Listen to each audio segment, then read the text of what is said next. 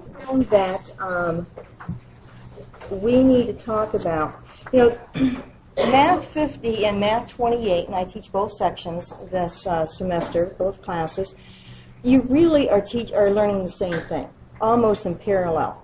So if you ever have a friend who's in Math 28, that's business calc, sit down and work together because they're going through the very same thing. The difference is your content, your math, includes the subject of trig, and so we go into some trig functions. They do not. In business calc, we just omit the whole trig factor of it.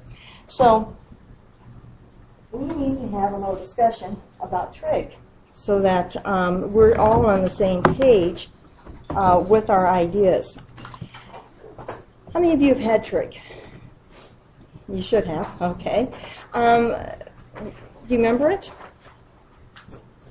Some parts, I hope, okay. One thing that I find is usually a little sketchy in everyone's mind is this thing called a radian. Think about that for a moment. If I ask you for a definition of radian, what would you tell me? What would you write down?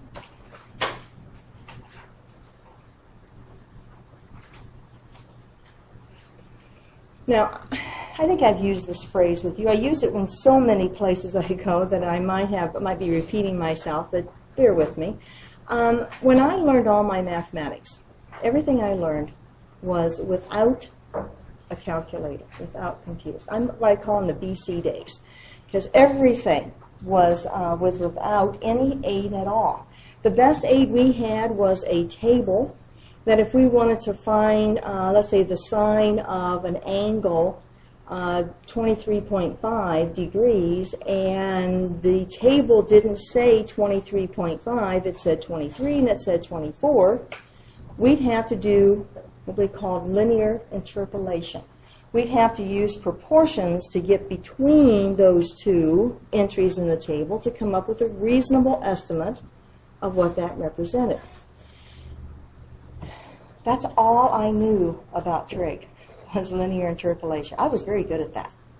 But if you'd asked me what trig is, I couldn't give you an answer.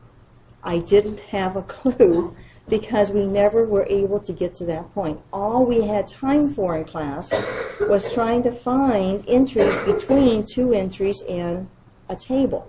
If you think about it, the mathematics of that, where do you learn proportions? In a trig class? Or back in junior high or middle school?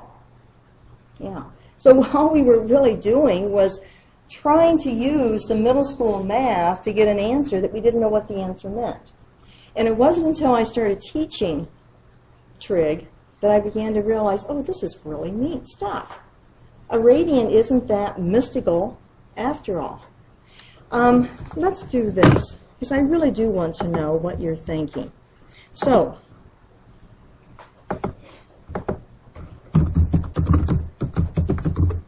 now this is going to mean that you're going to have to do some typing, and so I'm going to give you a little bit of time. Type out your answer. Just it doesn't have to be in complete sentences unless you're into that. There is, of course, a capitalization and all that. But type out just whatever you think about what is a radian.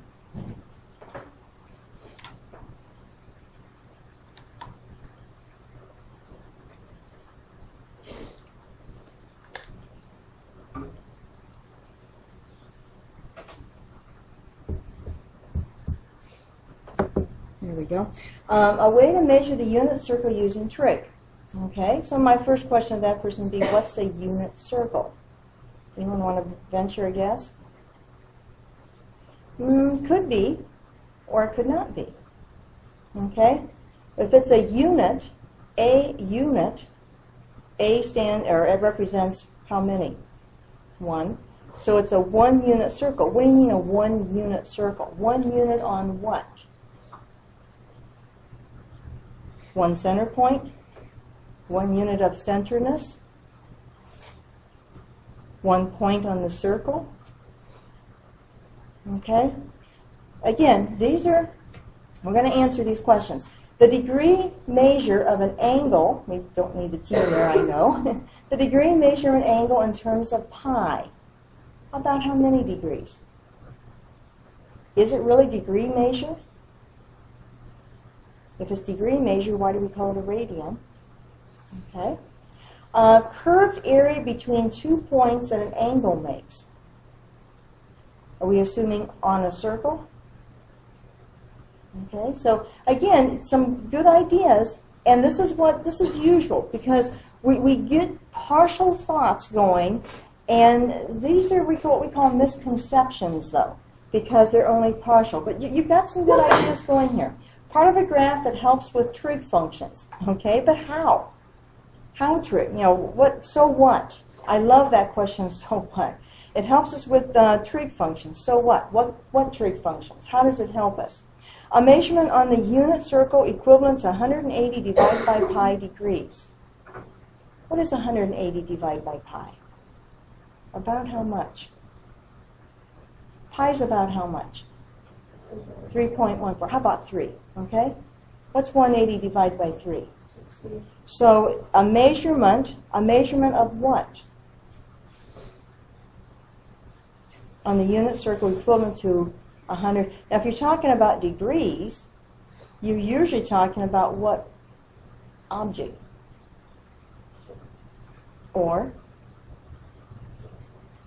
a circle doesn't have 180 divided by pi degrees, but what might?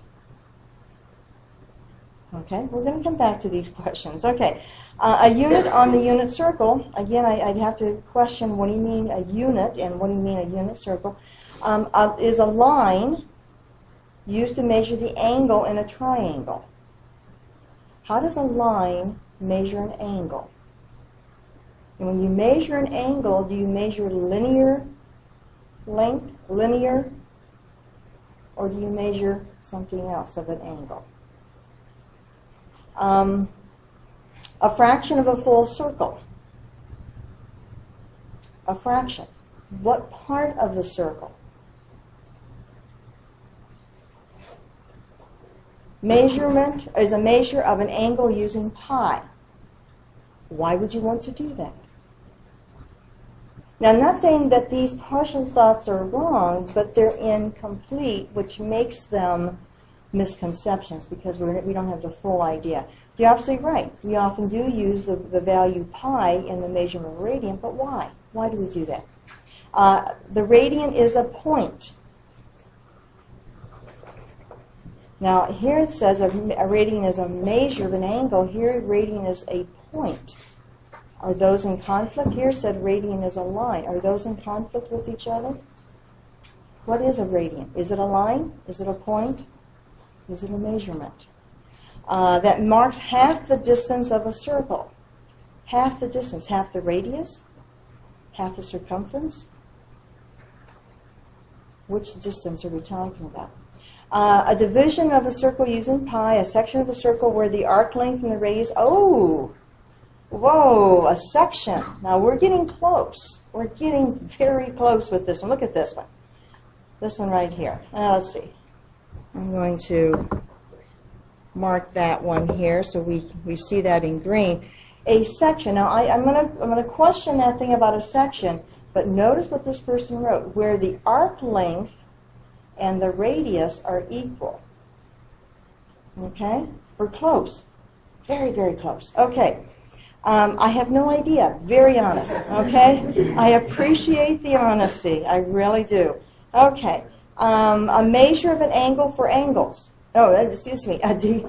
Is a degree of measure for angles. Radian is a degree. What do you mean by degree? Quantity of measure? Like we say the nth degree? Or are we talking about measurement in angles of degrees? The curve opposite an angle.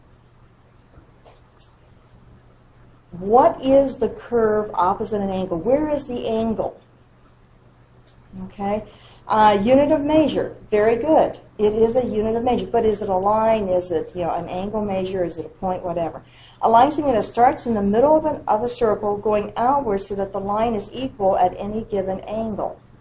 Now, that's interesting. what do you think this person was really defining? Radius. Radius. Okay? I think that's what the person was really. And they're very close.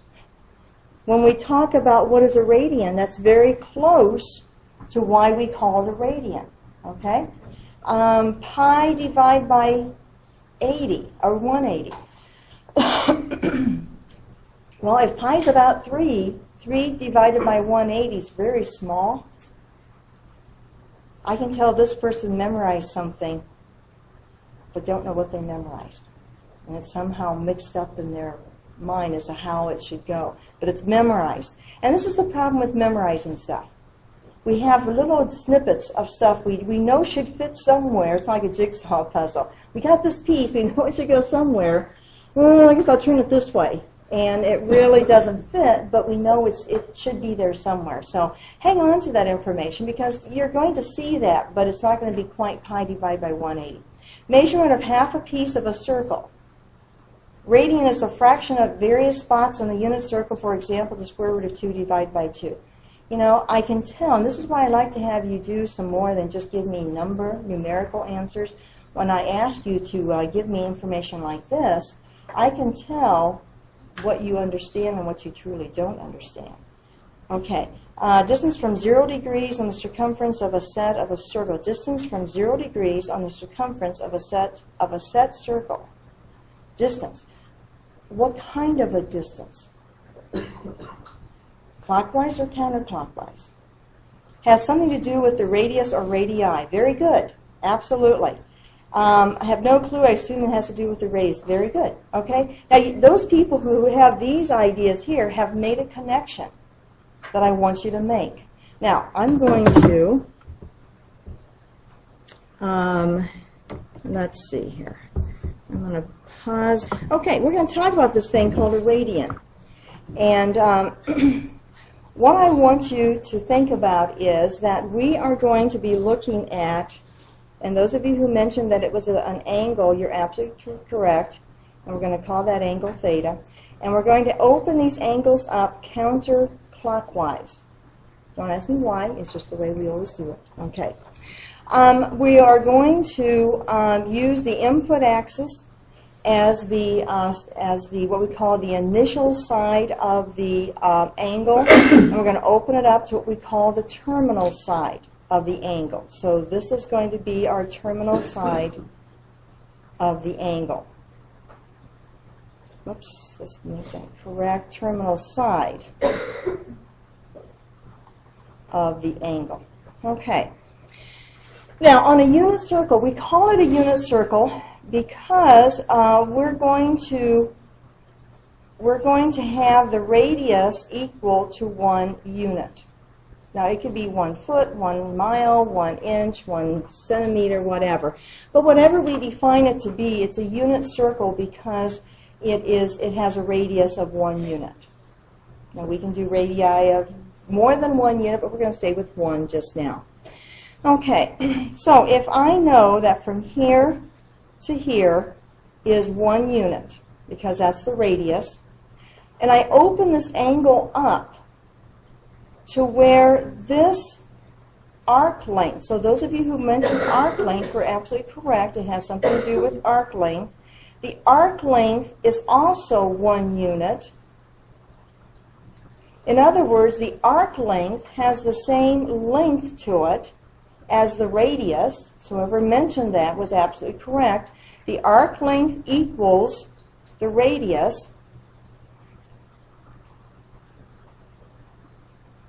Then we say that the angle theta